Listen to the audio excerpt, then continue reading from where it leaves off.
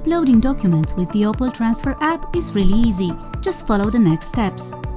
Click on the settings icon below on the right side of the phone screen. Click on Document Upload, the third line on the screen. Choose which document you want to upload. Let's select the first option, Identity Document. Now click the button below. OK, let's go. Select the type of document you want to upload. Let's choose the passport. Be ready to take a clear picture with your passport or upload it from your phone gallery. Read the instructions on the screen and click the button below. Take a photo now. After you took the photo, please check if it's clear. Then click Confirm. Click OK, let's go. Then take a selfie, which is a photo of yourself. Check your photo to be clear and your eyes open. Click Confirm. Good job! Click on the button Take Me Home to return to the settings page. You can start transferring money to your beloved ones.